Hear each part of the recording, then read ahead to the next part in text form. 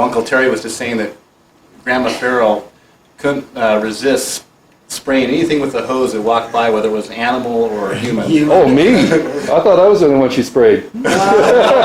Everybody and everything. And we all do that too, don't we? I told Wayne, I said, that's the way I do it. My cat will be going across the air.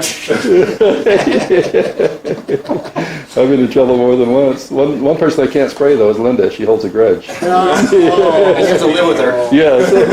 Spoil sport.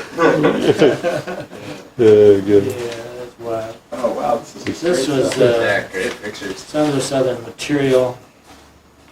Leslie Ferrell. Oh, this is the way back. Yeah, this is the Ferrell genealogy. This goes back to Burton and his wife. He was born in 1807. She was born in 1815. Burton Ferrell? Yeah.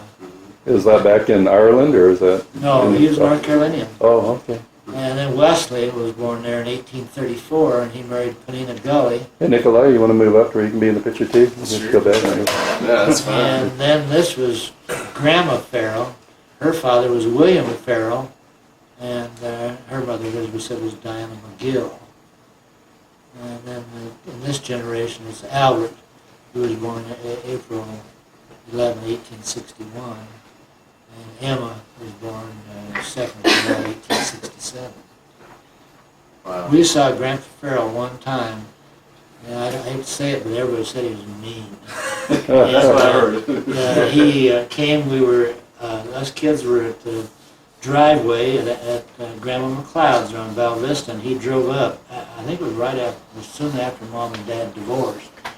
And he stopped the car and he shook his fist at us and he said, "You'll never get a dime out of me." Are you serious? That's all I ever heard my grandpa say.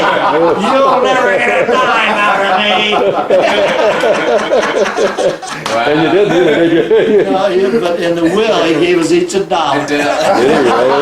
So he got fooled. Was that because he and Grandpa didn't get along or what? Well, of course, I was my mom raised us, of course. Yeah. So he was father-in-law. Okay. So Well, to give an idea, Dick could probably tell you about it. Dick and Louise went up work for him. They had a power outage and it shut down the incubators, and all the chicks died. And he held Dick responsible, and so he would not give him any pay. Oh, is that And so right? Dick had to hitchhike and ride the rails all the way back to Southern California. Oh, yeah. It was unreal. Yeah, Dick told some great stories. I got him, or my dad videotaped him, talking about that whole time, and how difficult it was working for his dad at times. Yeah. Dad. Dick was a little bit, in my estimation, a little overcritical of him. To me, I've lived long enough. I know my dad and my mom both had faults, as I have faults. Yeah. And I love them, and I overlook any of that. It Right. doesn't make any difference I to think me. Dick being the oldest was kind of the brunt of a lot of Yes, the he problems was, when it happened. because see, he was around when a lot of this was going on. In fact, I sat Mom down one time. She had 5 boys and 5 girls, and she had Dick in 1909, and then she lost Ralph, Ruth, Rose, and Doris, and then had Dawn in February of 17. How old were the children? when They died as infants. She told me they could not nurse, and because in those days you didn't have Infamil or soy products of Yeah. any sort like that, and if a baby Literally couldn't starved nurse, to she just death. died. That's all there was to it. So they technically starved to death.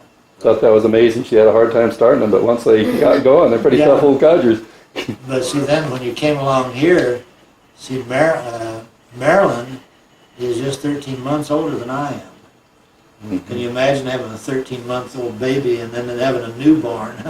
And so it was really tough. Mom used to say, well, I looked like a little monkey, but every time she looked at me, I smiled, so it was worth it all. How many did she have who died? She had 4 die. Yeah.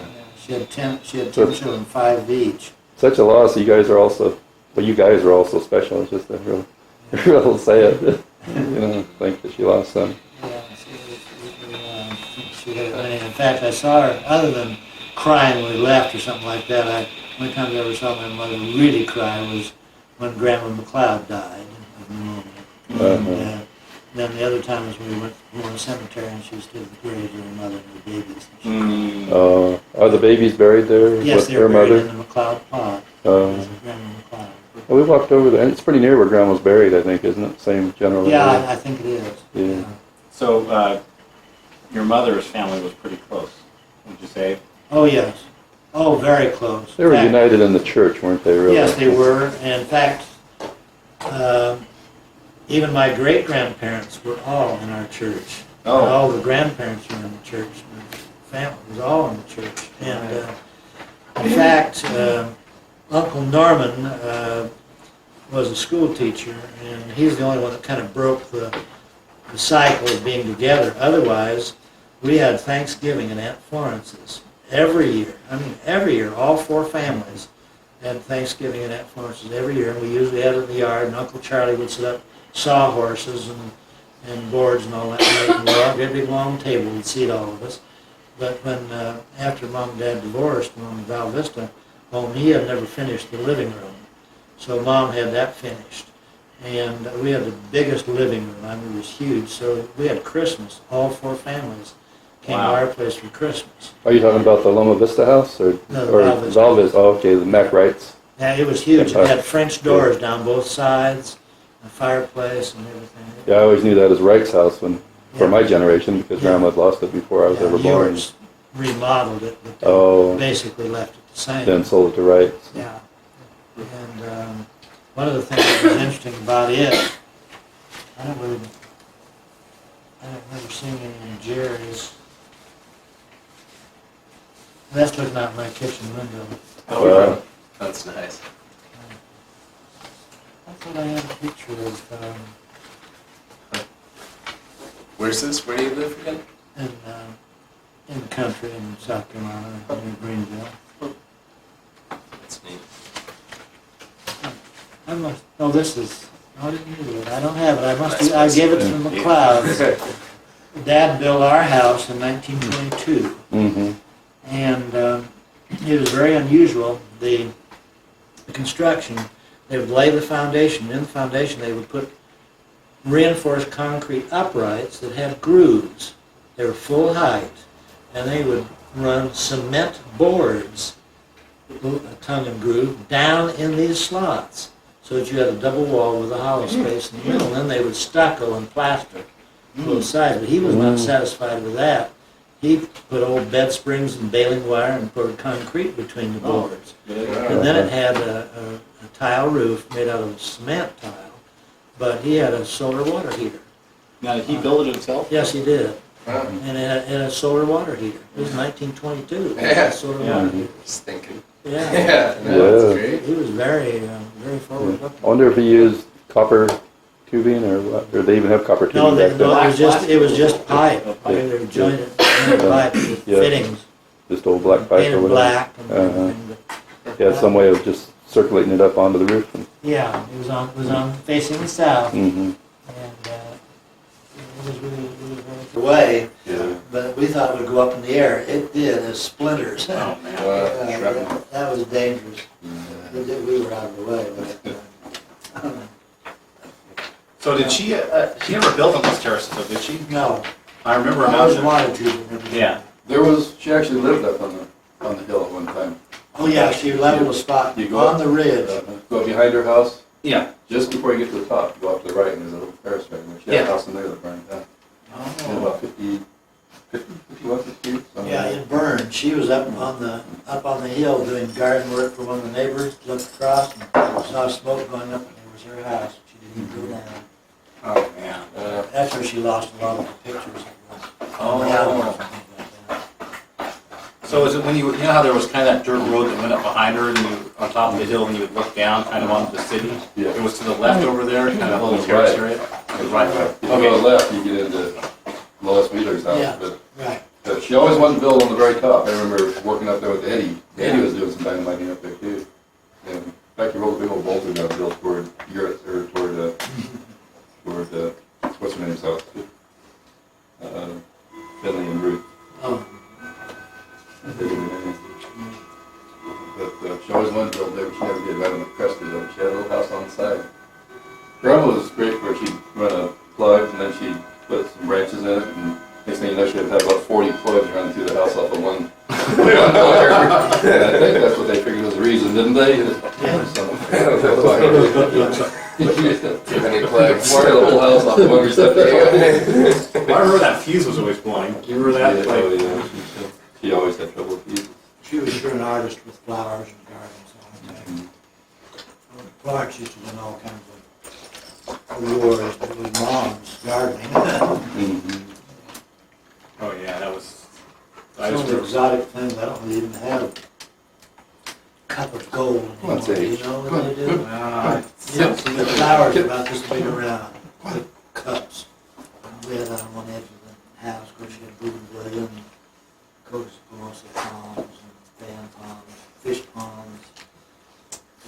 And I learned how to make fish ponds from her, and I made a bird bath where you just hollow it out of the ground and put chicken wire in it, and then put cement in it, and then just lift it out. Bird bath. Full of water and add birds. I have one in my front yard. Who built the old reservoir? Was that you guys? Or No, I was there before my time. That was an old family. Yeah. Yeah, it was there a long time. Mhm. Built out of rock and plaster. That's right, it was rock. Pretty well concealed by the plaster, but the rock was shown around the field. Yeah, when I was young, Dad had put an old Maxwell up in the canyon above that. We played it until it was gone. Maxwell? Yeah, automobile. Oh, huh? They had wooden wheels and Oh, wooden steering wheel and everything. And Jack Benny always used to kid about his Maxwell. Oh, It was one of those. Grandpa Ferrell liked classy cars, didn't he? Yeah, he loved cars. Yeah. And he was going to build a greenhouse. I don't know where he got them, I don't know what happened to him, but he had thousands of glass photographic plates Ooh. in boxes. And that haunts me to this day when I think about those. But he was Thousands of them? yeah, he was going to use them to build a lab house. I read somewhere that a whole lot of the Civil War plates went that way, Yeah. that went into greenhouses or windows or whatever. Sure. Isn't that awful? Yeah, I think what he might have had there in those plates. Yeah, he could have. It's hard to know what they were. Yeah. Thousands of them. Probably went in the dump or something. Yeah. well, that would have been something to see, though. A greenhouse made of glass plates. Of course, the emulsion would come off after a while. Yeah. Wow. I don't remember not having electric lights. You know, being born in the house that Dad built. 22, we had electric lights, and of course inside plumbing and everything. So I don't remember any of those things. Don't remember any livestock at home other than goats. We did have goats, but Dad worked horses like everybody else in his time. But I don't remember any livestock other than goats. Any chickens? Yeah, we had chickens. Chickens, yeah. Yeah, we had chickens. Everybody had chickens back then. Yeah, exactly. Yeah. I always wonder what you guys did in your free time. Back I then, always hear these work stories. So back then if you wanted chicken for dinner, you didn't run down to KFC and get chicken and eat it. I was Go out the front talking yard. to some of my cousins. There was an article, there's a story one time, the title was, "Where did you go? Out. What did you do? Nothing." But anyway, in this article, it absolutely described what we used to do. We do not know what the rhythm of the age was, but one time you would be shooting marbles, then you do monkey pegging where you threw pocket knives and cut and all that. And then we made little tractors out of spools with a piece of soap, rubber band, and matches. And we'd make those. You didn't never seen a string. Yeah, button those string, and I don't know how we did it, but we made guns that would shoot matches. Did you ever make those? Out of You'd use a clothespin. clothespin, and when you shoot it, it'd light the match. Wow. Shoot it at your buddy. Wow. Yeah, it shoot. I don't know what he's in. You may be able to resell that. Yeah, and Then you use the barrel scoops and yeah, roll it down the road with the we stick. didn't do much of those. But then I remember on Val Vista playing hopscotch. It was not paved, and after a good rain, it would be kind of soft. We'd have hopscotch 100 feet long. Then there was tops. Yeah. There's tops. You play Yeah. tops. You play. Right. And Probably- kites, we'd go down to the paper plant where, where they made the fruit wrappers and get enough tissue paper to make kites. Did you have yo-yos in your generation? Oh, definitely. Yeah. They were very good. But Don was good. Girls that play jacks. Don was really good. He could do about anything with them. Mm. He did some wild things, but Yeah, I never hear those stories. he would use a Ford coil, a transformer, and rig up hair wires. Hair wires? Take the hair wire off the coil and attach them to things. And we used to get milk in a metal carrier. We delivered about 6 of them at a time. And anyway, Don rigged it up so the dairyman got shocked when he picked it up, and he rigged up the mailbox the same way. And both of them were so mad they told Mom they were never going to deliver at our place again. Don had that rig. It was just a small shop, but it was enough to surprise you. You'd pick up that metal rack. Yeah, they pick your victims a little more carefully than that. Yeah, pick your enemies. You were probably the first recipient of that invention, weren't you? Probably not plenty of time. Here, hold on to this wire. Yeah, we all learned that on the old Model A's or Model B's. Yeah, Yeah. hold this wire for me, sure. But he did constructive things too. I remember one time he had heard about drying persimmons, and he would pick them a little bit green and leave a stem on and tie them on wires in the dark. And he did it in the attic of the Val Vista home. The only problem is they did not turn to persimmon raisins. All of them did. Some of them fell. You can see on the ceiling wherever the persimmons fell. Rotted through. The dried persimmons really were good. Yeah. I mean, they were delicious. Wow. Another thing he made, which I've done later, was to make homemade root beer. Hires root beer, used to have an extract and you could make it yourself. And one time, this was so funny because Pat and Marilyn and I stole some of Don's root beer, and it didn't have a lid on. We were going over to Grandma McLeod's drinking it. We got over there, and we looked, and there was a mouse in the bottom. Yes, sir, that's right. Stealing his root beer, and the mouse in the bottom. I was famous for my homemade root beer. I couldn't find any really stout bottles, so I used some no deposit, no return bottles. One time we lived in Los Angeles and we went away to camp, came back and it exploded. They weren't strong enough. Yeah, Don still dries fruit, doesn't he? Yeah. Boy, persimmon season's coming up here. I'll have to try that.